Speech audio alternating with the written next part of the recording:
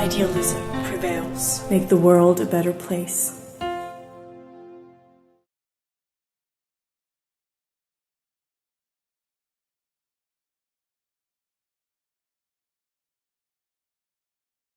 Hello and welcome to our podcast here at VIPAC.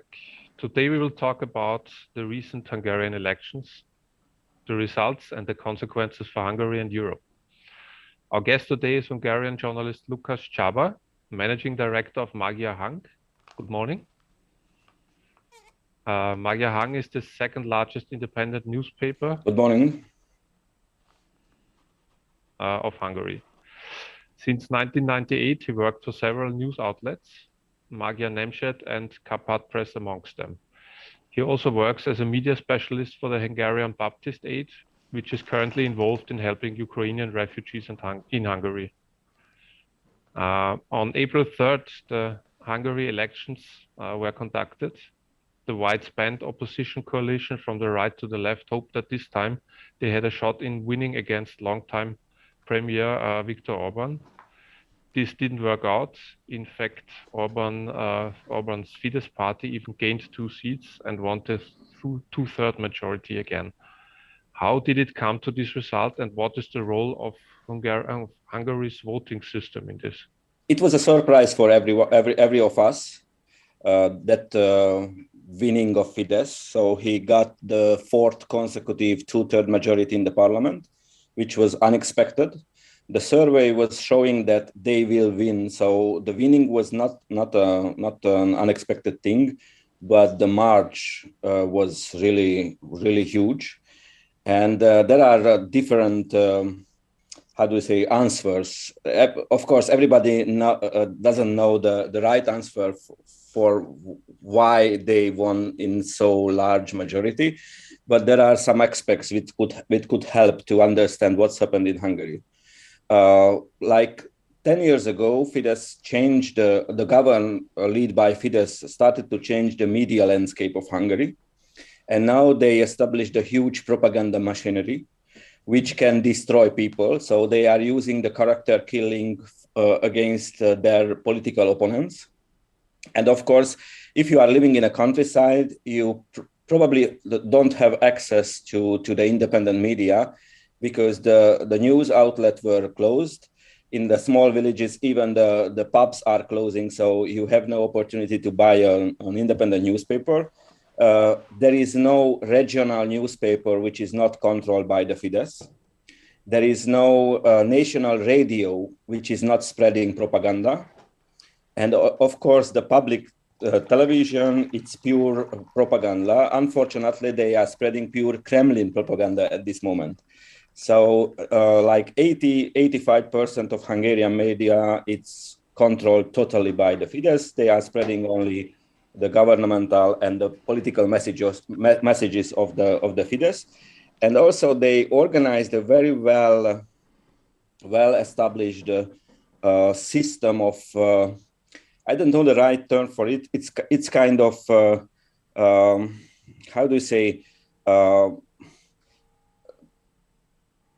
everything depends on the local mayor, on the local party leader. And they are controlling the European funds and even the governmental funds. And if you want to do something in a countryside, you have to have a good relations with the local Fidesz leader and the local mayor. And of course, they are controlling for who you are voting. And also they changed the media, the voting system. So in that condition, it's nearly impossible for opposition to win. And I was personally applying for voting counters.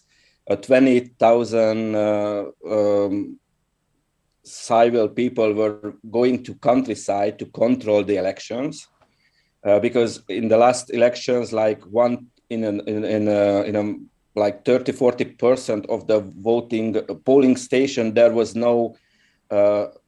nobody from the opposition, so they could do what they want.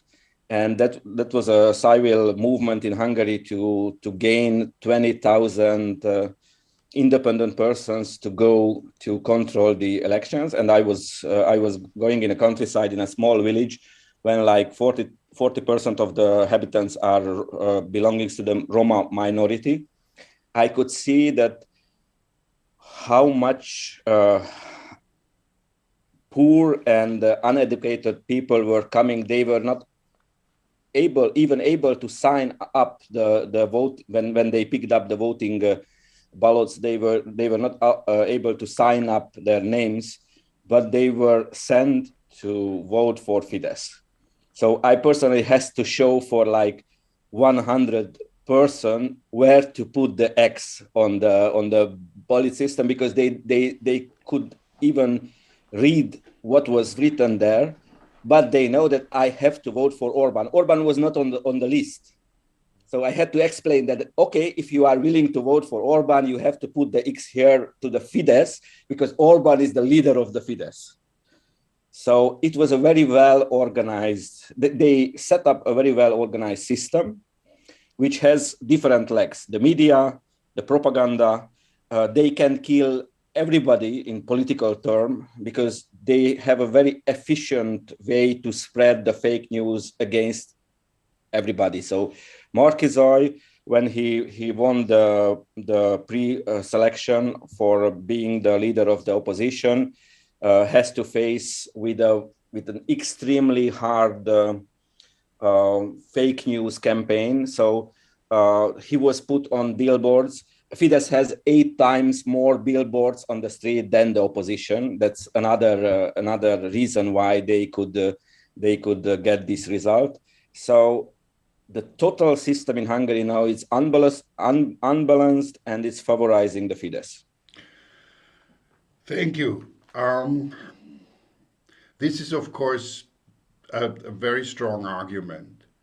But let me maybe go a little bit deeper into also a little bit of the recent history of the last, let's say, 30 years. My first time in Hungary looking for family roots was in 1986, and then subsequently almost every year. And at that time, and I would say until the mid to end 90s, Hungary and the former Yugoslavia as well, parts of it at least, could have been said to be the most liberal or liberally minded people within the Warsaw Pact. And Hungary was already then more open than others were.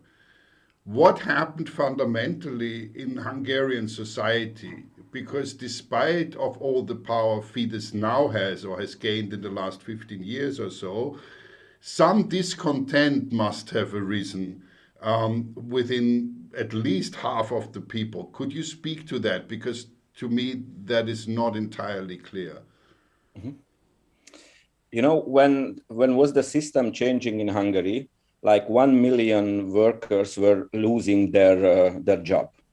So for Hungarians, every change means instability.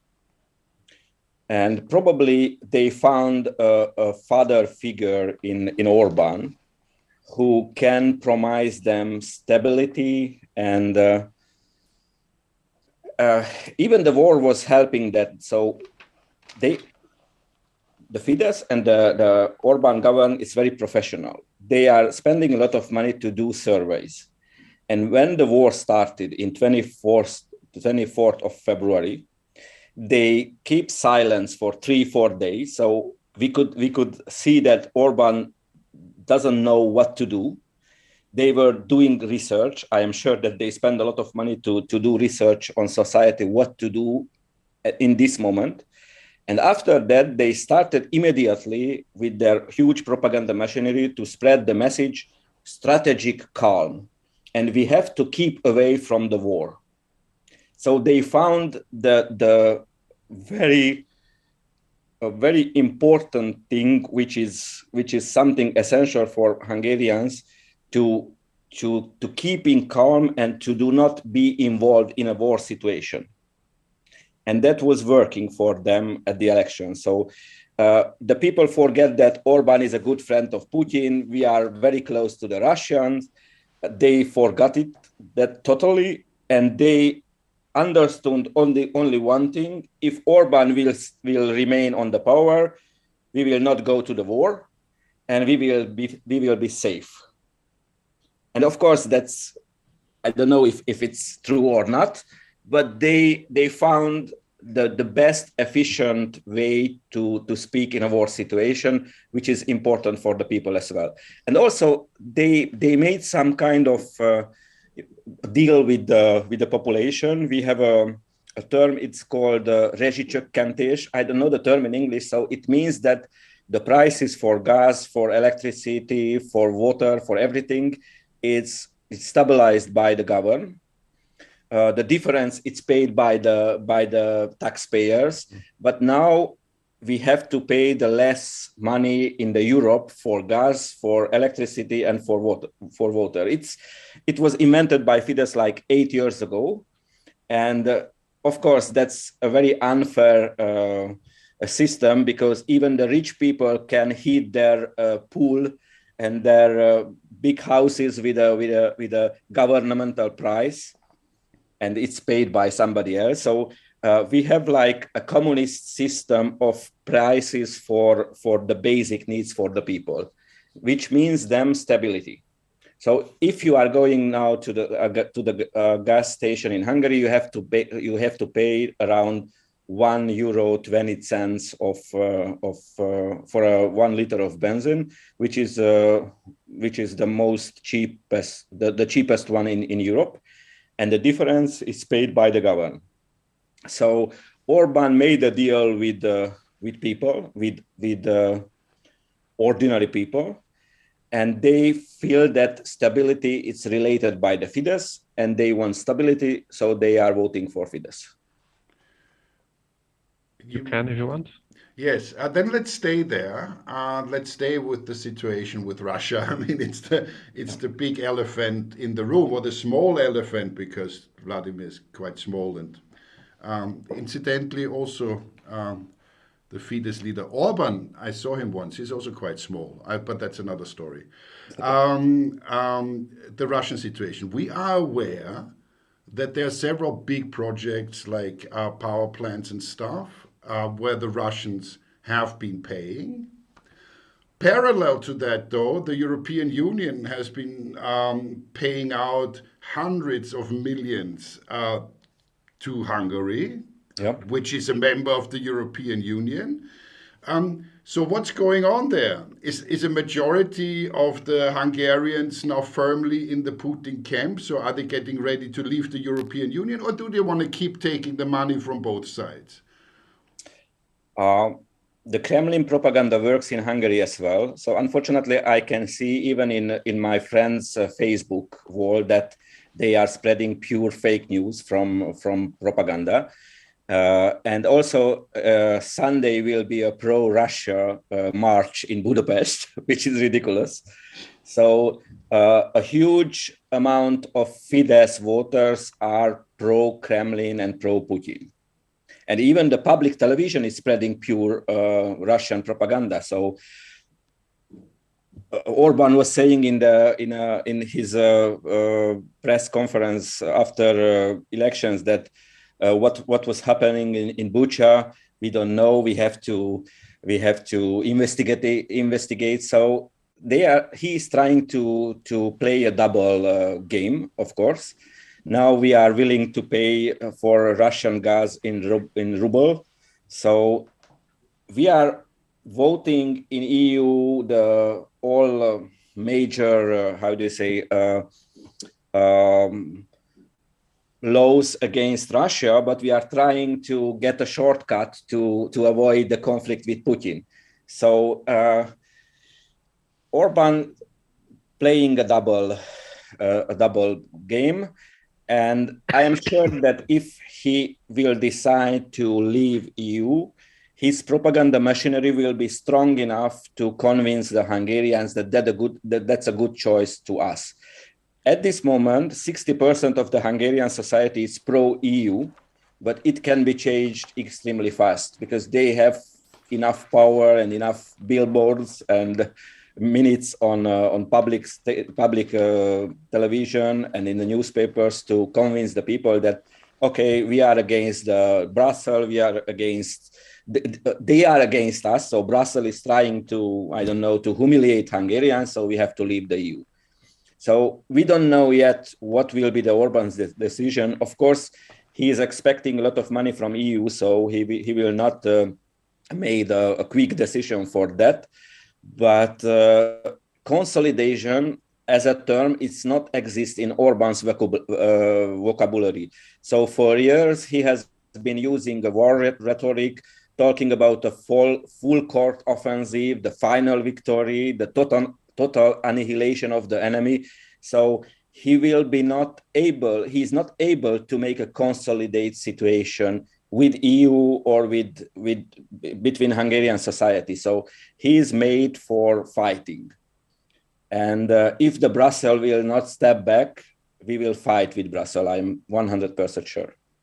In his victory speech, he even said, we won a victory so big that you can see it from the moon and you can certainly see it from Brussels. Yeah. So, yeah. So guess. all his politics, it's built up on fighting. So we have to have enemies every time. The first enemies were the migrants, now the LGBT people, or the gypsies, or I don't know, Soros was another strong enemy, the communist, Gyurcsány. So every time we are in a war situation and we have to fight against anybody. But let us stay here, because this is not only an issue in Hungary. I think the most scary aspect about this is that, including the US, a large percentage of the population is involved in a backlash against what we would call modernity or a liberal mindset. How does this play out? Why do you think that is, like, as an individual between us, regardless of where we're from? What is happening? Why are they running to those really small little men who are behaving as if they were in the 20th century? I really don't get it. What did this? Tell me. I don't know. In my opinion, the people doesn't want to think. So it's easier for them to accept like a clear situation and easy to understand situation. So they are thinking in a black and white colors. And that, populist politicians realize that they have to put them easy to understand messages. So even Fidesz, it's using that stuff. They don't have program since 2010. They had 3 letters as a program. We will continue.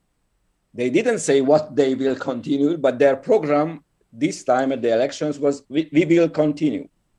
So they are not trying to explain, detailed situation for the voters. They are operating in very direct messages. We will stop this. We will kill this. And it's easy to understand. And the people want to find, easy answers for their questions. They have problems, of course. In Hungary, we have more and more people who have serious economical problems, and they want to find answers why I am in a desperate situation. And it's much easier to understand that, he's the sinner for that. To understand that, okay, I made mistakes in my life. I don't have the proper education. I don't have a good job, so it's my fault that I am in that situation. That's not good to believe. So it's much easier to believe that somebody else causing me that situation. Mm. So I think that democracy it's too vulnerable. We could not find answers for those kind of politicians who are operating in a basic language, in a basic way. So against populism, we have no tools to fight against them. So I am so, I cannot see a bright future for democracy. So we have to find a solution against populist politicians and against populist movements, because in that way we are going to collapse, or society will be destroyed with those kind of simplified and black and white kind of viewing the things. What is the situation about the educated people in Hungary? Like in Russia, we now hear that they are fleeing the country as if they can, of course. What is the situation in Hungary? Did they also leave in the last 10, 15 years? The youth are leaving. Yeah. And also we could see very clearly on the surveys that if you have higher education, you are voting less and less for the Fidesz. So Fidesz is most popular under the rural people and mostly in uneducated people. So in a small village where everybody is or retired or unemployed, they get like 80% or 90%. In the big cities like Budapest, where the high educated, well-paid people are living, they lost the elections. So there is a very strong correlation between age, educational level, and economical level against Fidesz and opposition. Like in many other countries, yeah. Yeah. The brain drain is incredible, but that started already like after 89 relatively soon. And in Bulgaria, it's over 30% of the under 30. In Romania, so I was born in Romania, so I know the Romanian situation. Millions of Romanians were fleeing. Yeah, catastrophic. Even in the Czech Republic now, it's hard to find a doctor that is not coming now from the Ukraine. So that's another story. But let us try to be a little bit not optimistic, because that's really hard. I would like to be proactive. Having followed the media situation in Hungary with great interest, actually starting already in 87, 88, 89, free radios, very exciting music scene, very exciting art scene for me personally, I have to say. And then a renaissance of media in the early 90s, the way I saw it. Now, you've been a media person for a very long time. How do you actually operate now? Because there's been such a devastating progression of destruction of free media. How do you do it? Like personally, how does your newspaper operate? What can one do? Where do you get resources? How do you stay alive and positive enough to do this? I was born in a dictatorship during the Ceausescu regime in Romania, and I never expected that those time will back again in Hungary.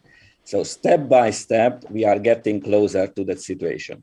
So now it's almost impossible to get information from the governmental side.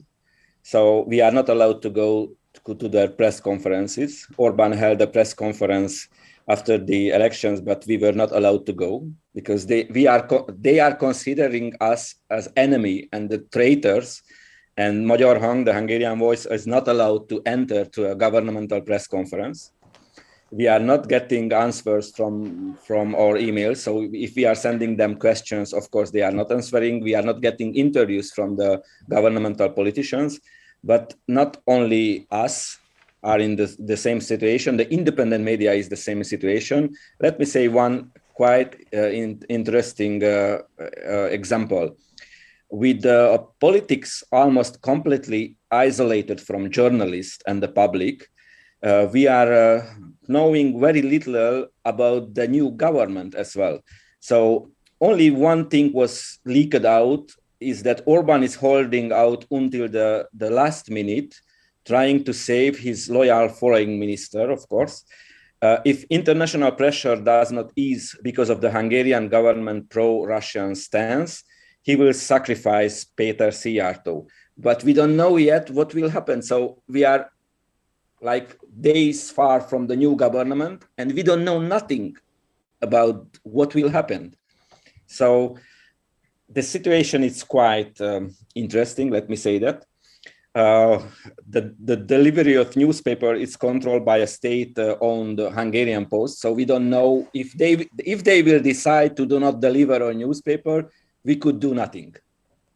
And I'm expecting that our situation will be more how do you say, harder, will be harder, because Orban trying to get 100% of media. So he will not say, okay, 80% is enough, let's stay in calm and leave them alone. So we are expecting that we will have some hard issues to print, to deliver, to sell the newspaper. Of course, our newspaper is not permitted to print in Hungary, so we are printing in Slovakia. So every week we have to organize, it's a logistical issue to bring our newspapers from Slovakia to Hungary, because nobody is brave enough to print us. Nobody is brave enough to advertise in our newspaper. So we are living exclusively on readers' money, which is good because we have enough readers at this moment. But we could have some administrational punishment or obstacles to because if Fidesz wants to do this, he could do this. So we are expecting more pressure on us. I don't believe that everything will be okay after the fourth victory of Fidesz, and now they will step back and they will say, okay, let's consolidate, let's have a peace. We have a public media which is close to North Korean media. I was in North Korea, so I can compare it. So only one more thing to explain. The whole opposition was present in the public media for 5 minutes in the campaign. 5 minutes for whole opposition in a campaign when, of course, there was no prime minister candidates debate. There was no, there was nothing. Only pure propaganda. Only the Fidesz, and in total 5 minutes for opposition, and it was aired at 8 o'clock at the morning. So, which is ridiculous. Just let's stay a little bit with the media. What is the situation with the internet now? Because it has got two sides. We all know it's the of course, internet is free. Internet is free. But we have surveys that, of course, the media consumption is not for the regular people, is not like for a university teacher. So, of course, you could reach everything on the internet. But in the countryside, where even they have no tap water, you could not expect that everybody will buy a laptop and they will Google it for independent news. They have a television, they have a radio. In the television, they could reach only the public's television and one commercial. Of course, we have two big commercial TV stations, RTL, which is independent, but they are a commercial television, so they are not during politics. They have a news, and in the news they have 5 minutes for political news, which is 5 minutes in 24 hours. But if you are turning on the M1, which is the public station, they have 24 hours per day for pure propaganda. And of course, we have another commercial station, TV2, which is totally controlled by Fidesz as well. So if you are watching for a football game, during the break, you will find 5 minutes news, pure propaganda. So internet, of course, is free. We have huge websites which are independent, and you can find investigative journalism, independent news on that, but not everybody can afford, and it is not everybody's daily, daily stuff to Google it for independent news. So in our surveys, came out that like 80% of the countryside people are consuming media on TV and on local newspaper, which is 100% controlled by the Fidesz. So yes, for your for your questions, the answer is yes. Internet is free, but internet is not so efficient in Hungary, especially in rural and low-educated people, between low-educated people. And from internet, you could not survive. So we have, of course, we have a web page as well, but we could earn from advertising on the internet, we could earn like 200-300 euro per month, which is not enough even for one salary, and we have 32 journalists. So on internet, in Hungary, unfortunately, there was no model like in Slovakia that the people will subscribe for content. So everybody is used that in internet, everything is for free. And you could not produce good quality articles without without financing. And if somebody is paying for it, of course, their interest will be shown on the newspaper. So, of course, internet, it's working in Hungary. It's not forbidden, but it's not so efficient, unfortunately, yet, especially in the countryside.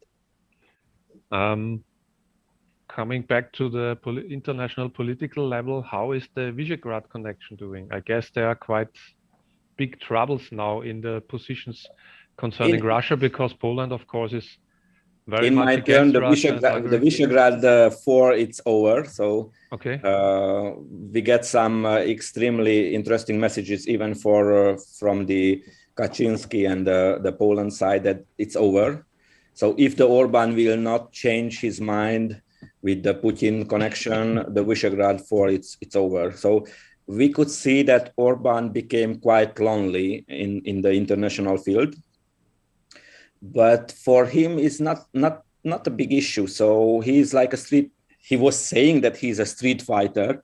So for him, that situation, it's comfortable. So of course, if we will not receive money from Brussels, that would be an issue, because they spend a lot of money on elections.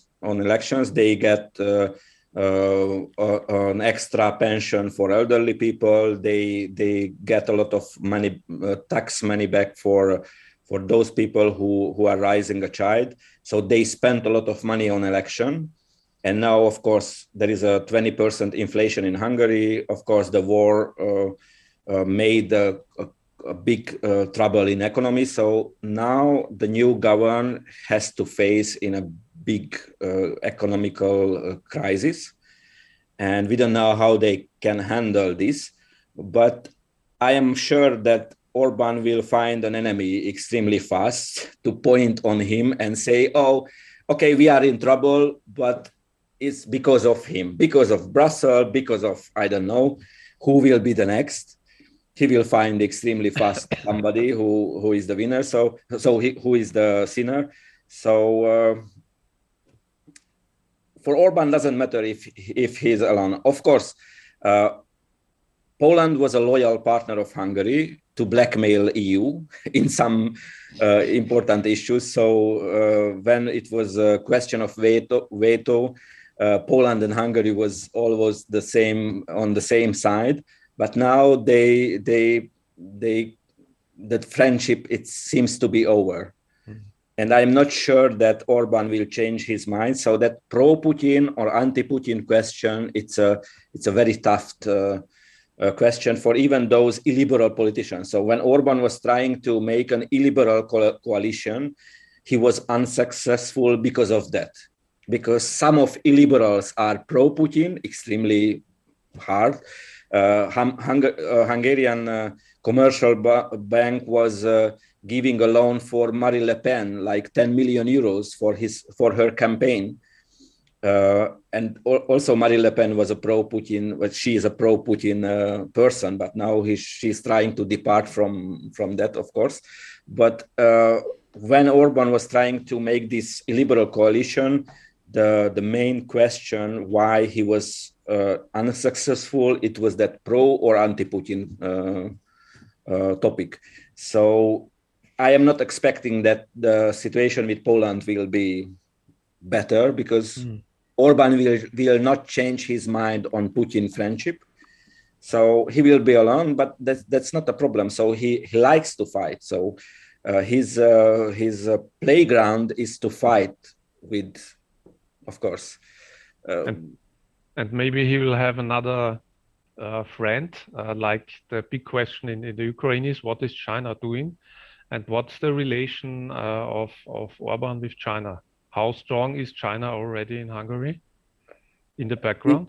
we pushed out the Central European University, the American University, and we invited the Fudan University to Hungary. So we are trying to have as good connections with those illiberal countries as possible. So Orban is a good friend with Erdogan, with Putin, with the Chinese leader. So we are constructing an extremely unuseful but extremely expensive train road from Belgrade to Hungary from Chinese loan. So of course we are dealing with China, and we are trying. There was a NATO request a couple of years ago to do not use for 5G system the Chinese equipment. Hungary was the only EU country which was opting for Huawei. So we are not respecting even the agreements between EU and NATO. So we are on our special way, and of course we are making business with Chinese companies as well. So, given this, and thank you for this very, very clear information. I think the answer is here right on the table.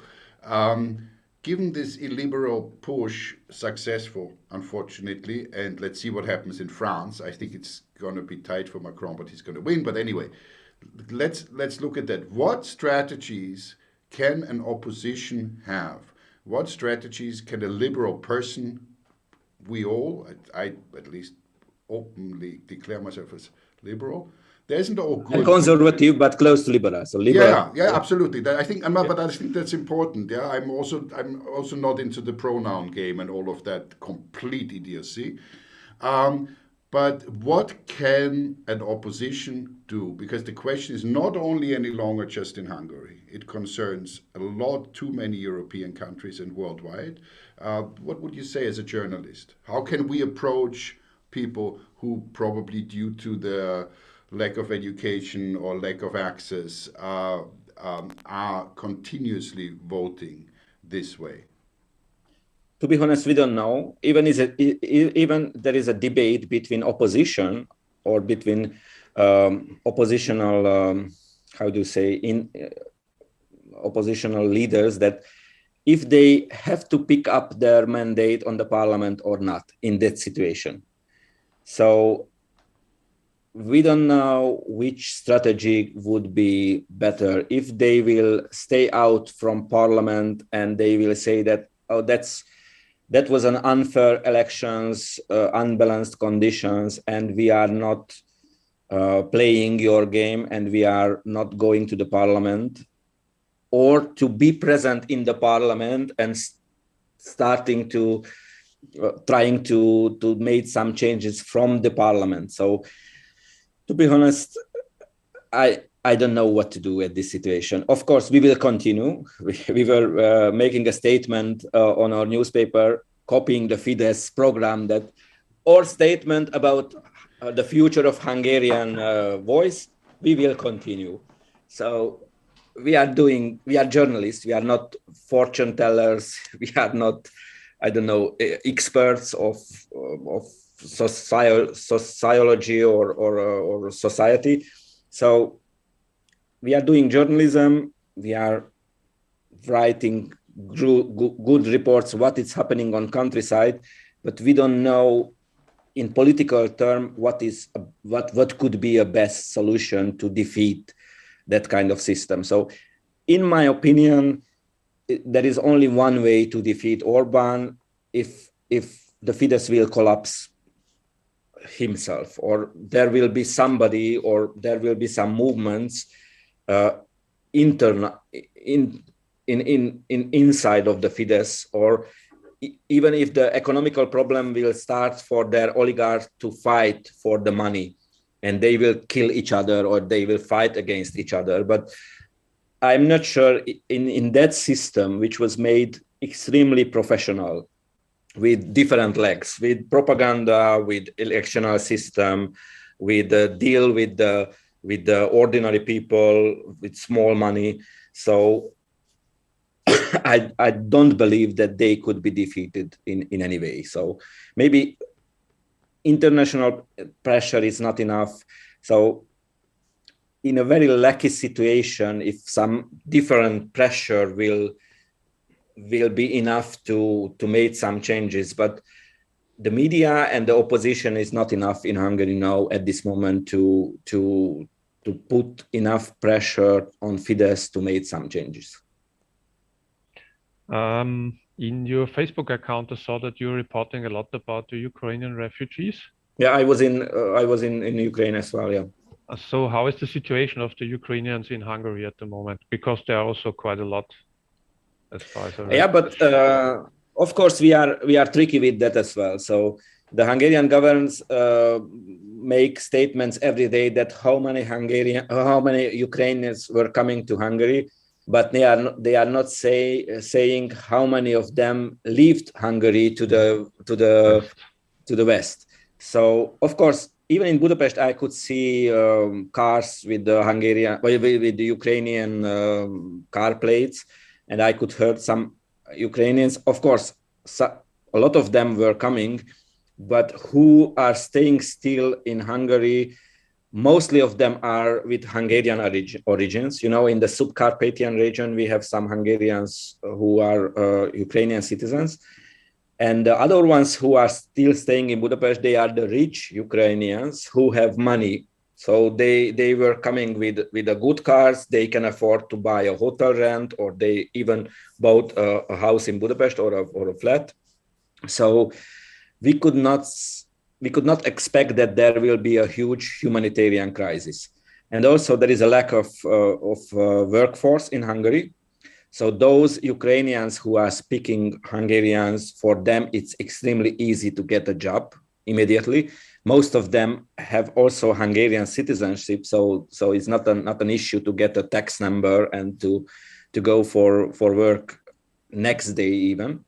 So I'm not expecting that will be a huge humanitarian crisis here.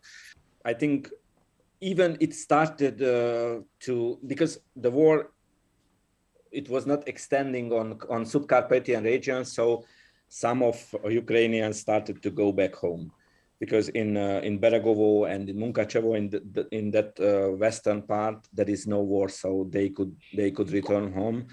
So I think that question or that topic will be not so heavy in the next weeks or months.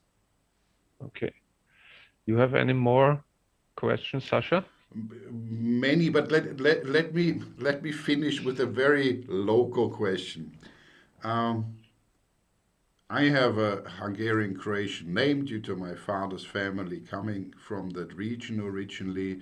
Austria is known to have a rather tight history with Hungary and the whole region going into, of course, also Romania. And Ukraine. And the Ukraine, Chernovitz.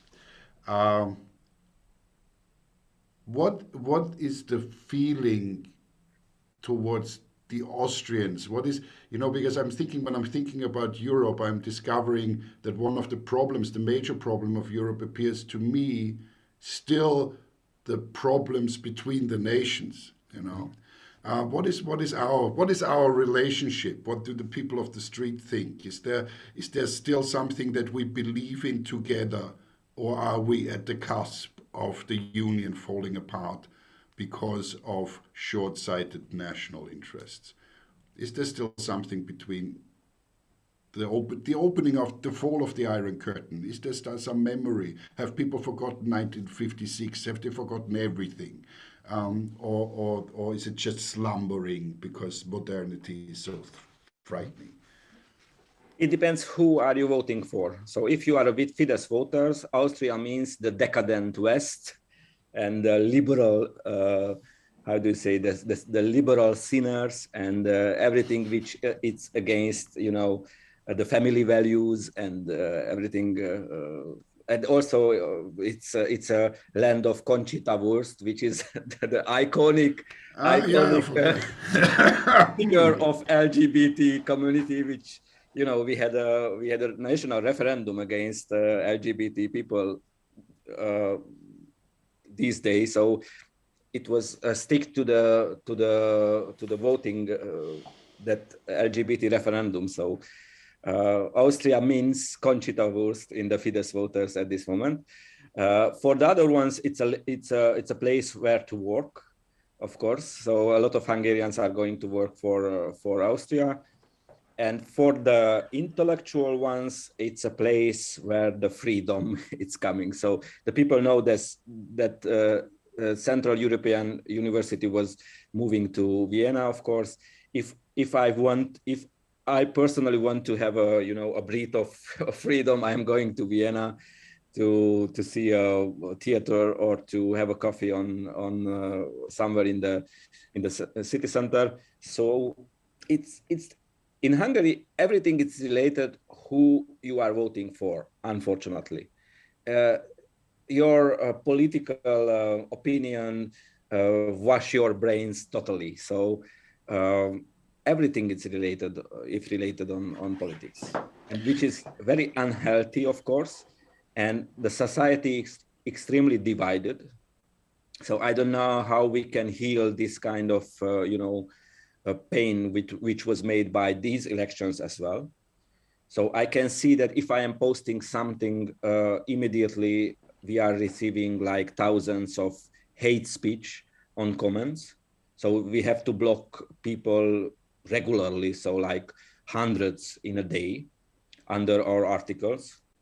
So people became extremely stressed, and they are trying to humiliate each other.